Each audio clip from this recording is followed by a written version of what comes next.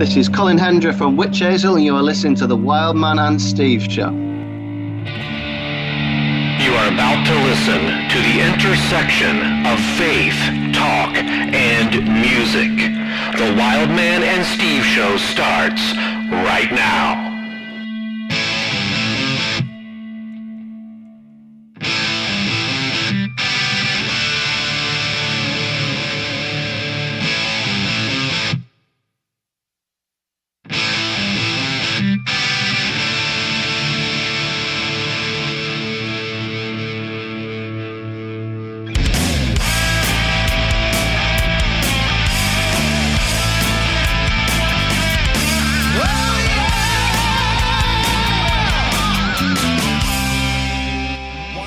Emphasis. Steve, emphasis. Emphasis. Emphasize. Emphasis. What's the first thing that comes to your mind when I say that? Well, that you're putting the emphasis on a different syllable each time, so I'm not quite sure, The syllable. I love that. Syllable is great. I think it's interesting because, every time we start the show, we start it cold at the very beginning. We have the introduction, and over a year now, we've been having this contest of what's the best way to open up a podcast, what's the best way to open up a show. And then we let our listeners tell us if that was a good one, if that was a bad opener. And so we've come up with some creative openers. Would you agree with that? I would, although I think people probably are just coming to the conclusion that we just can't make up our minds and decide about anything. And so that's why we do something new every time. Well, yeah, but I remember last time, I think it was last time when you said that was your strangest opening. I think you used those words last time. So maybe I'm going to beat that tonight. Just maybe. And I apologize to all of our fans for ever having said that was the strangest, because having worked with Wildman, I know there are always unexplored levels of strangeness still out there. So really, this could easily be the strangest. Yes. Yeah. So I take, every time you criticize me, Steve, I take it as a challenge. So, when it's the strangest, I say, okay, so how can I get stranger? So the idea of emphasis. Okay. Now we open it up cold, but our listener, they have heard the bumper. They have heard the opening of the show. You're about to listen to the intersection of faith, talk, and music.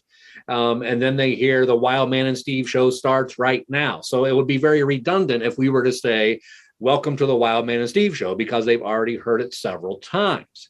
However, I want you right now to take that statement, welcome to the Wild Man and Steve show, and I want you to choose a word to emphasize. Oh, no problem. Oh, here we go. Go ahead. Welcome to the Wild Man and Steve show. Okay. Well, I knew your Latin arrogance was going to come out there. So now I would say, welcome to the Wild Man and Steve show. Now, here's your Latin teacher. So I'm going to throw this back at you now. Choose another one that we didn't do already to emphasize. Welcome to the Wild Man and Steve show. Yeah. Wouldn't it be wouldn't it be the Wild Man? It's the before words beginning with a consonant and the before words beginning with a vowel. Oh, that's right. I forgot, because Wild Man and Steve, we always follow the rules around here. I understand. Yeah, but what if it would be something like this? Let's see. Welcome to the Wild Man and Steve show. Welcome to the Wild Man and Steve show. There you go. The only thing we haven't done yet is welcome to the Wild Man and Steve show. So what we will do is now, what I want to ask all of our listeners to do right now, on our listeners, I want them to go to wildmanandsteve.com, or they can email us at info@wildmanandsteve.com. And I want them to send in their best recording of what they believe should be emphasized. and we will tweet this out as well, and use Twitter as well. Use the video segment on Twitter, hashtag Wildman and Steve, at Wildman and Steve. Send us your best intro of Welcome to the Wildman and Steve Show, telling us which word you would emphasize the most. And while you do that, go ahead and rank that opening of the show. Where does that rank in the best opening of a podcast in the history of radio? Not just podcasts, the history of radio, right? Well, absolutely. We might as well go big or go home. And now time for the rest of the story. Like, the radio, right? That's what we're talking about. Anyway, ladies and gentlemen, this is the part of the show where I turn it over to Mr. Segway, Steve Perkins, Latin teacher, rock and metal enthusiast, whom Brian Duncan called the incongruity, quite the incongruity, I believe is what he said. And so he's going to introduce the great guest we have with us tonight. So actually, I'm going to ask you a question. Oh, no. You want to guess what my favorite holiday is? Oh, boy. First of all, before we go any further, I just want I don't know if it's an apology, but I want to say, ladies and gentlemen, I know that this is not the first time our guest has heard what Steve's about ready to say, but yeah, I'll guess. Let's see. Memorial Day.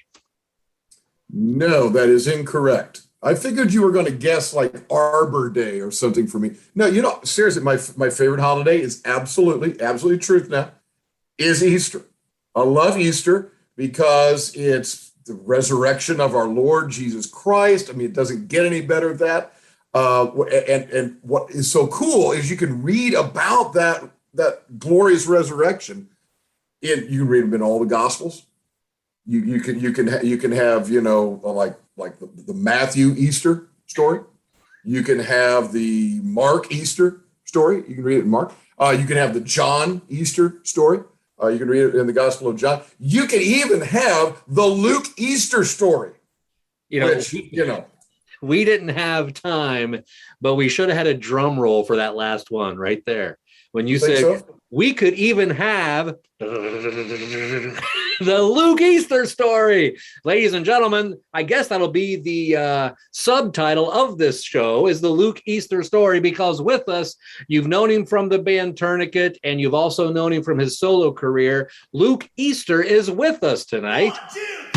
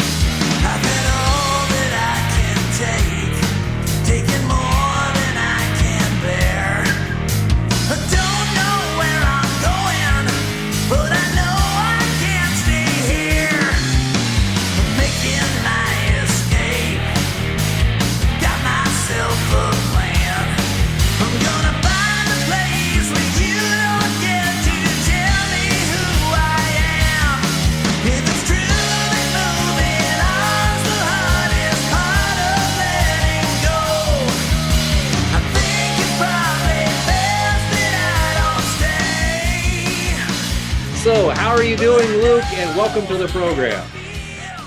I'm very well. That was an interesting segue. Thanks for having me. It's good to be here. Now, I do have to ask before we go any further, is that the first time you've heard a pun about your name? No. Between Star Wars and the Easter Bunny, if I had a nickel for every bad joke I've ever heard, I would be very wealthy. Ladies and gentlemen, Luke Easter just confirmed my thoughts that Steve tells bad jokes. So I can't say anything about it. If our guest has a problem with my jokes, I can live with that. If you bash me, that's another thing. But I will take it from one of our guests. I appreciate the confirmation that what I've been trying to tell you for such a long time, the guest is finally, I have a witness who's saying it now. So anyway, enough about us, Steve. We know you want to talk about yourself, but enough about us. So Luke, if you could just, one of the things our listeners are always interested in with all the artists that we've had on our show, to begin with, could you just give us the background, your background, and explain how is it you got started in music in the first place? I have been singing pretty much as long as I could speak. Grew up in church, went to Christian schools, did, solos in chapel and all that stuff. And then didn't sing for years once I hit like middle school, and loved music. Did the band thing with friends, played bass very, very badly. And then when I was about 19, decided that I was going to give it a shot and try and sing in bands. And I did that for a couple of years. And when I was 21 or 22, I forget, I'm getting older. But I went pro and went out on tour and did that for a long, long time, made records and did that whole thing. When did you actually begin what you would say is your music career? My music career, when I was about 19 in my first local band. Okay. I started singing, writing songs and rehearsing regularly and doing all the stuff one does in a band at that point. Yeah. Yeah, I was a choir kid growing up in middle school, high school, college. And so I'm always interested in the vocalists and talking with singers and aspects of how they really develop their voice and so forth. So you talked about, having some music growing up, obviously singing in church and so forth. Along the way, did you ever have formal vocal instruction? Were you in choir, actually do a vocal teacher along the way? How did you develop really your professional singing voice? I've never had an actual lesson. When I started singing in bands, my problem was I couldn't keep my breath. And so I'd blow my voice out really quick because I didn't know how to breathe. And my guitar player at the time, his mother sang with a light opera company. And so she showed up at rehearsal one night and basically told me, stop doing that. And gave me some basic stuff on, your volume is good, your overall control is good, but you're running out of breath and you're pushing, and that's why you're blowing yourself out. So breathe like this. And that was basically it. I mean, that was a game changer. I don't know if I could still do what I did when I was in my 20s, but I mean, by the time I was touring in that band, I could do 3 or 4 nights on, have one night off, and then do 2 or 3 more nights before my voice was too shot and I'd need a couple, actual days of rest instead of just having a night off. And just kind of stay with that for a moment, because one question, we don't always ask this, but a lot of times we do, and we ask it of instrumentalists and vocalists as well. If you were to give a particular piece of vocal advice to an up-and-coming singer or somebody just getting started, what would be 1 or 2 things that you would say to somebody? Hey, you really need to be sure you do this, or that you avoid that, so that you can maintain your voice, so that you don't blow it out. What would be a couple pieces of advice there? Lots of water and just breathe properly. I mean, those are the 2 big ones. I mean, if you have the ability to warm up or warm down before or after a performance, that's always awesome. But that's not always a reality. So the 2 biggest ones, rest is also, a big one, but the 2 primary ones are plenty of water and just breathe right. And if it hurts, don't do it. Don't do that. That's been part of my technique as well. I mean, I'd just try and do something and it would just, that didn't feel good. I'd better figure out a better way to do that. So it's a lot of trial and error.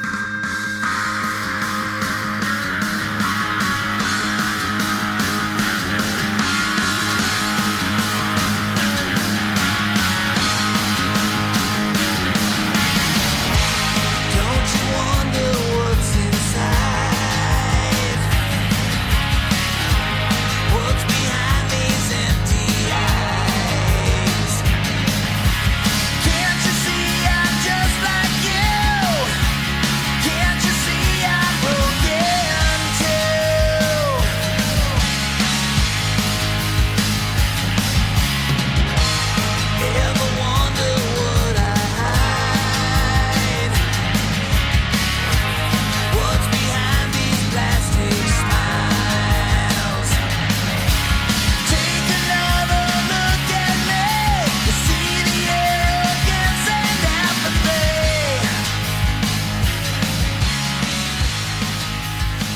when you look back across your career and even what you're doing now presently, passion always seems to be something that drives an artist. And that question would be, is there one thing that you would say is your passion?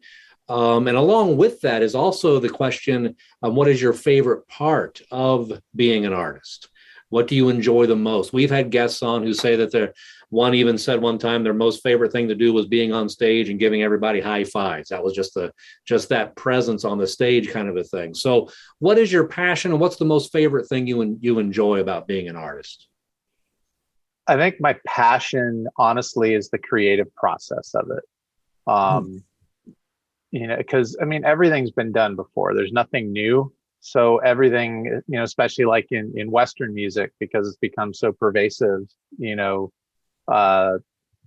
past, 150 years or whatever, everybody is very used to that, Western, scale and structure and everything. And everything's just a variation, whether you're playing metal or playing pop or playing, even hip hop, everything breaks down into verses and choruses and bridges and such. So knowing all of that, knowing that there's only this many notes, in a Western scale, and figuring out an original spin on that that still is identifiable, and so it's accessible, but also is hopefully saying something and doing something interesting enough to stand on its own. That's what I would say. That's probably what excites me the most. But I mean, honestly, all of it is why you get into it. I mean, as a kid, I just always like music, mostly songs. I'm a big fan of songs, and I just kind of gravitated towards the heavier, stuff. But I'd listen to early Stryper, and I don't have a voice like Mike. I can't sing like that. So I'm like, I guess I can't do heavy music because everybody's got to sound like, Michael Sweet or Halford. So for me, it was seeing the video for Living on a Prayer and hearing John Bon Jovi's, kind of, more raspy, pop rock voice, less so than a metal type of voice, and realizing, I could do that. And then just, chasing that. Originally, it was just wanting to get up on stage and watch people lose their mind like they did at a Jovi show. And then it was, if I do this and write songs, then that's even better, because now it's not just, aping somebody else. Now we're trying to do something original. And it all kind of grows from there. I love performing. I love recording. I like collaborating with people. But at the end of the day, it's probably the creative part of it, trying to come up with an original spin on something that's already been done to death. Yeah. That something I find so cool, and we've talked about this on the show with different artists a few times, but there are the fans and certainly the record companies who would really just prefer formula, right? I want the same album 10 times over. I want the same music and so forth. And certainly we're all fans. We know what we like, but I also really appreciate it when an artist is creative and maybe is doing something that this is just an area they want to explore, whether it's lyrically or musically. Sometimes the fans don't get it. Sometimes the record company doesn't get it. But it's neat to see artists exploring that way. And obviously, you're listening to your voice. Obviously, you got a lot of records, a lot of albums out there with Tourniquet. You had the EP out in 2018, The Pop Disaster. So you got there's different things in all of that. It's neat to hear that exploration with you. But I've got to go back to two things that you said, Stryper and Bon Jovi. Okay, so you just hit me squarely where I live. All right, so Stryper, Bon Jovi. Talk to us a little bit about some of your influences. You mentioned Rob Halford, obviously, with Judas Priest there. So what were some of your influences growing up, and even now as you continue to interact with other bands and so forth? Where do you draw some of your inspiration and influence as you're making those creative decisions these days? Growing up, a church kid, very sheltered, secular music bad, that whole thing. So in a lot of ways, my tastes are my own. I like what I like. There's, some of it kind of dovetails with what, most other people, my age would have grown up with. A lot of it kind of is divergent. But I mean, the first artist that I was really a big fan of was Steve Taylor. Yeah. And honestly, I still have a big fanboy crush on Steve in terms of just his abilities. I mean, he's an amazing live performer. He's a really good producer, but he's a ridiculously gifted lyricist. And I think that kind of inspired a desire to, again, make something catchy, make something that, people can kind of tap their foot to, but something that's going to make them think when they walk away. But he was able to do it with a lot of his work without, and I don't want to sound dismissive of bands that work in these forms, because some bands do it really, really well. But I think there's a tendency in the Christian market. I mean, there's a tendency in every market to use, there's certain tropes that everybody just kind of uses. And I think that there's some bands that, for whatever reason, they name check Jesus a lot and use it, which isn't a bad thing. But I would, there's songs, I couldn't name any off the top of my head, but I remember being a kid and I'd hear songs and I'd be like, this is really cool. And then it just felt like they kind of hit a wall and weren't sure what to say for the next line. So they just threw in some churchy cliche. But again, I don't want to sound like I'm bagging on anybody like that. One of the things I appreciated with Steve is it seemed balanced. He would, he'd have little aspects of that, but as a whole, the album usually had appeal for people across the spectrum, whether they were, a believer or not, whether they were churched or not. So there was a takeaway for everybody and something for everybody to give some thought to. So early on, that was a big influence. And then obviously Stryper, Jamie from Guardian was a huge influence early on. We're about the same age. And I started singing in bands right about the time that Fire and Love came out. And it was kind of inspiring. Oh, dude, he took that other guy's job and he's like, nailing it. He's doing it like really, really well. And he's like the same age as me. That's awesome. So that was really, kind of inspiring. But then as I got older, I mean, the whole, I'm the right age to have been at ground zero for the whole hair metal thing, so I had lots of tapes hidden in my bedroom that I was not supposed to have. So a lot of Motley, a lot of Rat, love Bon Jovi, just all kinds of stuff like that. But I again, going back to something I said earlier, I like good songs, so I also listen to a lot of, alternative rock, a lot of new wave.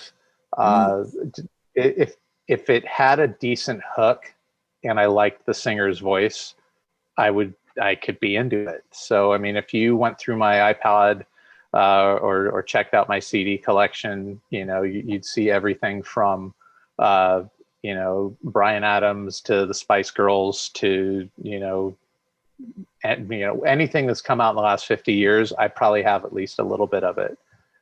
In terms of contemporary artists, I'm really good friends with Kevin from Disciple. I really like what they do a lot, both in terms of their approach to performance and being able to put on a really good show and still have a really viable, effective ministry aspect to it. But also just, watching Kevin grow as a writer and as a singer and as a band leader over the past, what did they started in 95, however, 20, whatever years that is, has been really awesome. I know how hard he's worked. I know, he's gone through a lot with the lineup changes and stuff. So, artistically and just as a really quality person and good friend, Kevin is inspiring. But my approach overall to music these days, my touchstone is an artist called Butch Walker. He started out in hair bands in the 80s. He was in a band called South Gang, and then he had a power pop trio that they were one-hit wonders in the 90s, Marvelous Three. And then he went solo, probably the early 2000s. And he's managed to carve out a really great career for himself as a producer and a songwriter, and still gets to release solo records and has this really huge underground fan base. And if you played all of his records end to end, you would hear him and say, yeah, that's Butch, but none of the records sound alike at all. He has everything from power punk to Americana. And he's just in terms of being able to write a hook and write a really catchy song, you can't beat Butch. So like when we were making the Pop Disaster and we'd hit a wall and we weren't sure, Chris and I couldn't figure out what to do, we would literally be sitting there in the control room saying, what would Butch do? What would Butch do? We'll do this. Butch would do this, I'm such a fan of Butch at this point. He came through San Francisco a couple of years back, and my wife and I went to see him, and we're waiting out front line to get in. And he walked out and was walking to his bus, and my wife and our friend that was with us was like, "Hey, you should say hi to Butch." And I literally, my knees were shaking, and I thought I was going to pee my pants, And I've met lots of my idols, quote unquote, over the years, and I don't think I've never been that nervous at the thought of meeting somebody that looms that large in my head as Butch. I did meet him a couple years later at the NAMM show, and he was very nice. He's very gracious, but I knew I was going to meet him, there. I knew he would be there. It wasn't like, oh no, he's walking by. I can't talk to him. He's too awesome. Yeah. So that was like my 16-year-old girl moment. Yeah. So when you mention that, when you're talking about that, you mentioned like Steve Taylor, and now you're talking about Butch. And, I remember when Steve Taylor came out, it was different compared to everything else. He really just created his own genre in many ways. And that creativity is something that Christian music, because I'm very similar to you. I grew up in a home that was only Christian, so it was only Petra, it was only Striper. I mean, not even Striper. My parents wouldn't even let me have Striper. I had to hide Striper because of the way they looked and everything. Did you have false bottoms in your dresser drawers too? No, I didn't have that ability. But that looking back on it, I could have tried that. But it's interesting. Christian music, and we've talked about this on our show several times with several artists, especially with the way worship music is today, that the knock typically is that it lacks the creativity of not just saying Jesus 20 times over and over, but there's a creative force behind it. Now, you mentioned that as your influence. Now, we know what you've done in the past, and we up to this. Is this what the listeners that we have who maybe haven't followed you up till now, is that what they should expect from you, as somebody who's doing something creative, but also the idea of hitting many genres and many styles, or is there just one particular style that you're doing currently? The nice thing about being independent is I can do whatever I want, but there is something to be said for having consistency and, quote unquote, building a brand. I think I'm in the middle of writing the follow-up to the Pop Disaster, and I would love to write a big late 80s, pop rock, Bon Jovi, extreme, whatever, record. I don't know if I'm actually capable of it. I everything I try and do, it all comes out sounding like power pop. It all sounds like, Cheap Trick and that kind of stuff, which is great. I mean, I love Cheap Trick. So I think musically it'll probably continue to be in that wheelhouse, take a little bit from metal, take a little bit from hard rock, take a little bit from, whatever, as long as it fits the song and helps it move along and makes it stand out from the rest of the noise, hopefully. Lyrically, I wouldn't know how to sit down and just write a straight up Christian song and make it sound authentic. My brain doesn't work that way. There's, like you mentioned Petra earlier, Bob is amazing at writing those kind of songs. Yeah. And I have, a lot of respect and appreciation for what he does. if you put a gun to my head and told me to write, this means war or creed, I couldn't do it. My brain doesn't work that way. But what I try to do, because I know myself well enough to know that it gets a little bit dark in here sometimes, and I can get a little bit, bogged down, a little, narrow in the scope of my vision in terms of what's going on. And left to my own devices, I would probably just write more depressing, or not depressing, but more pessimistic type of songs. And I think there's a time and a place for that. Mm-hmm. But like what I tried to do with the Pop Disaster is find some middle ground where I could be honest about, things that I was struggling with or going through, or things that I was seeing, friends and family or whatever dealing with, and be honest about the downside of that, but trying to find, a positive spin to give it some lift in the end. I was very purposeful with that record in terms of, it opens with Life Goes On and it finishes with Sleep. And if you look at them lyrically, they're not that dissimilar, but Life Goes On is the more anthemic up song, whereas Sleep is a little bit more introspective, downer song, for want of a better word. But they both have a similar, theme to them, that, that this too shall pass, and there's a reason that things happen, and you just need to believe and press on. So I think in terms of topically what people can expect moving forward, it'll probably be more of the same. I think that your faith infuses what you do. You may not teach in a Christian school, but because you're a believer and you have that faith at your core and that belief system, those values at your core, and you're trying to be open to the leading of the Lord, the Holy Spirit, that's going to come through, whether you're teaching Latin in a public school or teaching Bible in a Christian school. If you're authentic in your faith, if you're purposeful in your relationship with Christ, that's going to come through.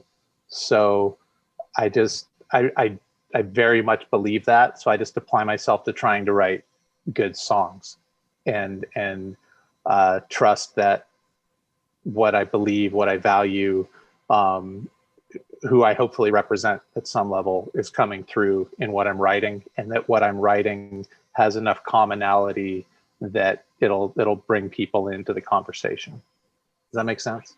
Sure. Absolutely. So I'm going to tell our fans, if you're listening to the podcast right now, then you need to simply pause, rewind for the last 30, 45 seconds, and just listen to what Luke said again. Before you go any further listening to this podcast, just listen to what he just said again. I'm reminded we had Glenn Kaiser on quite some time back from Res Band, and Glenn has done a lot of just straight up blues stuff after Res. Yeah. But one of the things that Glenn talked about was very similar, that he wanted to write honest lyrics. He wanted to write stuff that was connecting with people and where they live, not just happy, happy, happy all day long. And let's be honest, there's time for the praise songs. There's a time for that. Yeah, time totally. For the sunshine and all of that. But at the same time, if you look at the Psalms, you look at the life of Jesus, before the crucifixion, still there's ups, there's downs. You've got Paul as a tent maker. Yes, here's a guy who's writing, half the New Testament, but he also has this other job, right? And so yeah. The infusion of faith through your normal everyday life. I think that's what's so important about songs like what you're talking about, and music like that, is it hits us where we live. And it's a good reminder that you're not just living your faith on Sunday or in your small group on Tuesday night or whatever it is. And so I think that's really good. In fact, you mentioned disciple and you used the word ministry with them and so forth. Is that how you see your work as an artist? Do you see it as a ministry? Even though, again, you're not writing the Bob Hartman lyric, But do you see it that way, or kind of where? I guess here's my question, and you've kind of talked about it with the lyrics, but how does faith and really the music profession for you, obviously as a professional musician, how do those two intersect in your life? I don't think. I see myself primarily as a musician. And even when I was in the band, there was a ministry aspect to what we did. We made sure that, we were up front, from the stage. At some point in the show, we'd, stop everything and make it very clear, why we were there and who we were, singing about. But again, I'll just use Kevin as an example. I couldn't do what Kevin does, not out of any sense of, I don't want to tell people about Jesus or anything like that. But I'm not wired that way. I'm not a preacher. I'm not going to get up on stage and give an altar call, or any of those things. And, there's nothing wrong with that.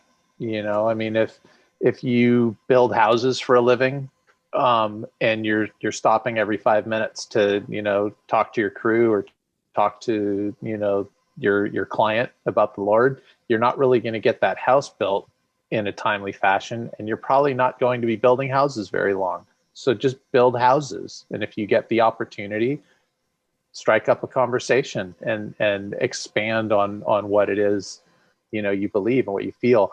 And that's kind of where I am with it. I have no problem talking to people about issues of faith or belief, or, talking about Jesus. But it would be very dishonest for me to say, oh yes, this is my ministry. And I just write these songs so that I can go out and proselytize. Cause that's not it. But at the same time, it's not an either or, it's a both and. I haven't gotten to do, any live dates, yet with my solo stuff. And so, in some ways it is premature for me to say, oh, I'm this or I'm that. But, I know what I want to do when I play live, which is not really talk at all. I've done enough of that when I was in a metal band. I just want to get up and play my 40 minutes, my, 65 minutes, and then be done. But I'd also love to meet and talk to as many people, as I can after, and see where that goes. And I think that there's, in many ways, I mean, obviously we need to be, bold, and we need to be ready to, to give an account, of who Christ is and what that means.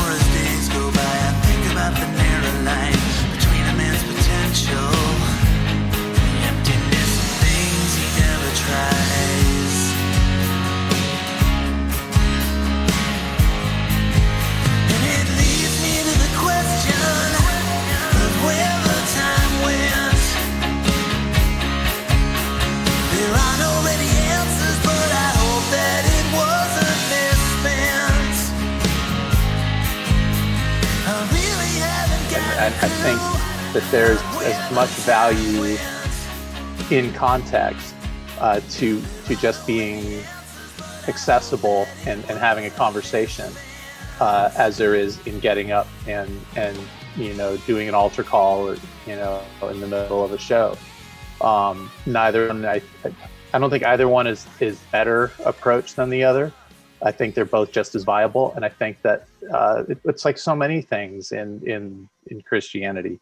If there was a one size fits all, aspect to the Christian life, aside from the what it takes to be bought in and have that conversion experience, if the only one size fits all thing is proclaiming Christ is your savior and that you're going to follow him. the rest of it is kind of an open, you know,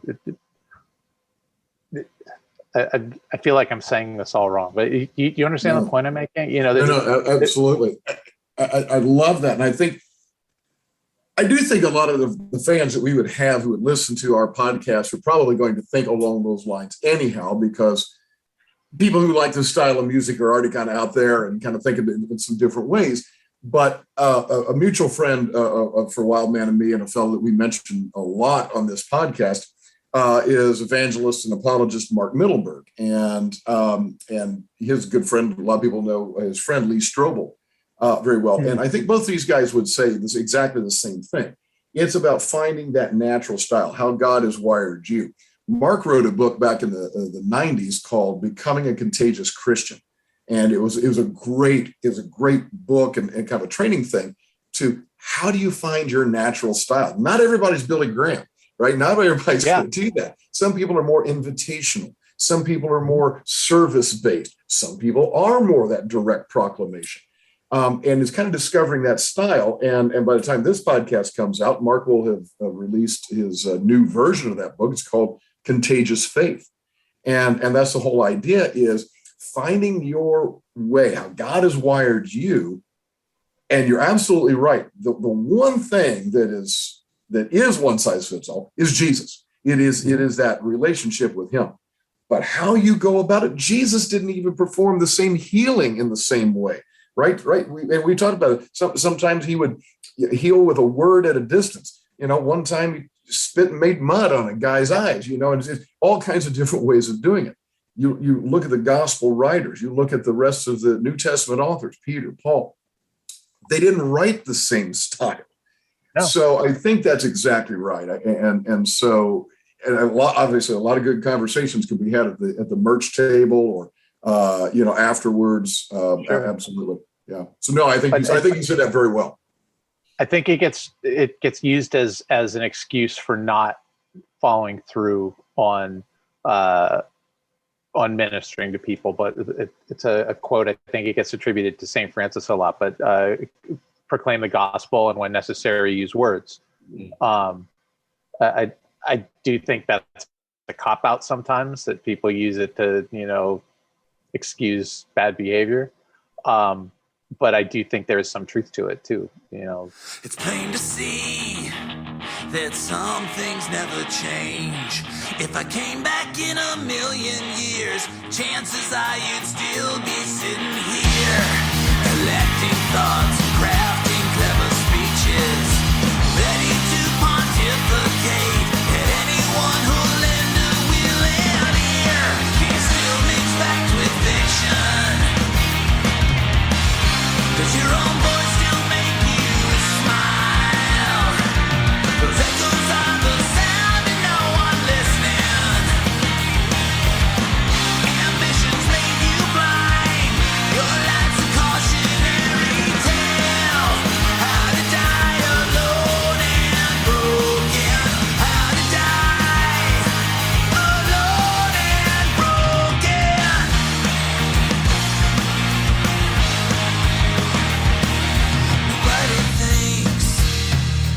Well, Luke, we want to thank you for taking the time to be with us. And what I've appreciated the most about what you've shared is your heart, your honesty, and your transparency about how you view what you do.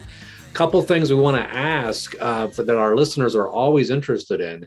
Number one is, where can they find what you're doing now? And number two, what do we have to look forward to? I know COVID has really, and we have this discussion with every artist we have on.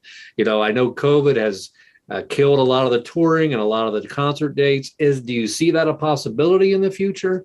Just tell us what you have coming up.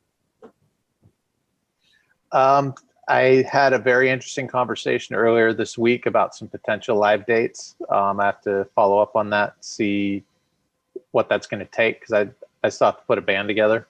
But aside from that, I mean, if you want to find out what I'm doing or hear what I'm doing, it's lukeeaster.com, on Facebook and Twitter and all that silliness as well. But lukeeaster.com is the best way to figure it all out, find it all. And yeah, I'm writing, I'm demoing, and hopefully sometime in probably spring we'll start recording a full length. In the meantime, I put out a single last May called Mystery, and I've popped up here and there doing guest spots on other people's songs. Did a couple songs with The Blamed over COVID.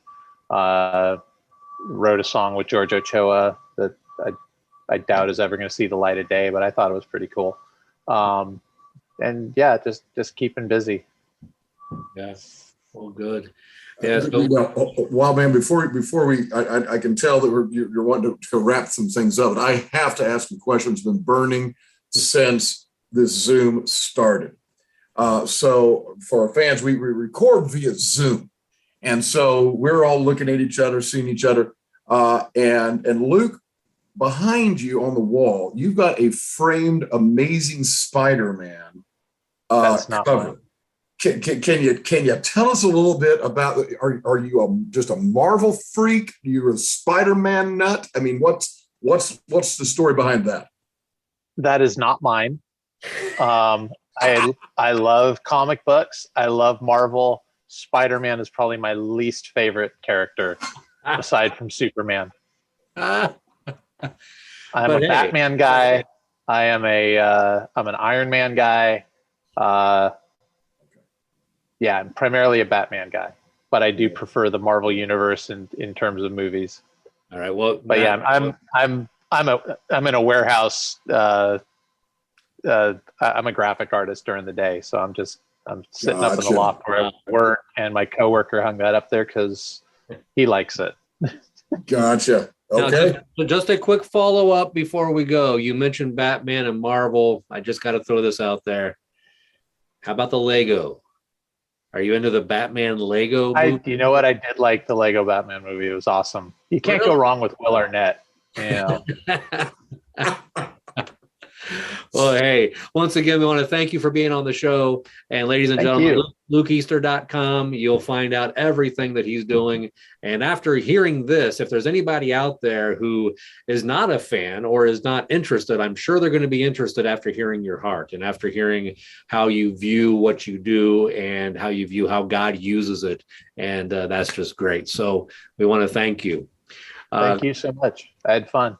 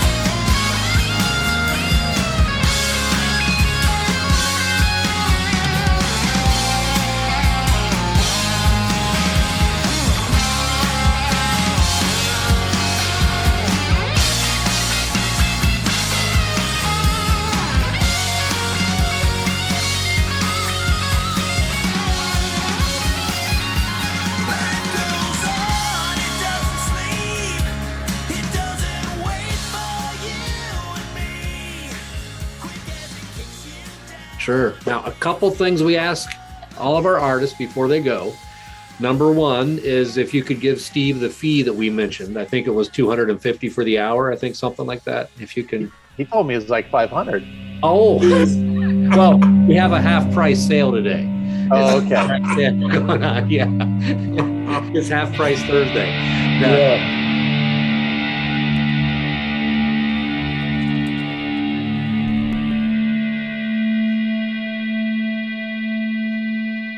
It was an honor to interview Luke Easter. Hearing his heart reminded us of the words of Paul, "I have become all things to all people so I might save some." God opens the doors He desires to open all the time, especially in those cases where we are waiting for the right moment to share our faith. He will be faithful to provide those opportunities as it won't be forced. Even our evangelism and sharing our faith is orchestrated by Him and not us. May this be true in each of our lives. The Wild Man and Steve Show is now partnering with New Release Today. Find out more about them at newreleasetoday.com. And don't forget to check out our website, where you can also leave us a review at wildmanandsteve.com. Thank you for listening, everybody, and we will see you next time.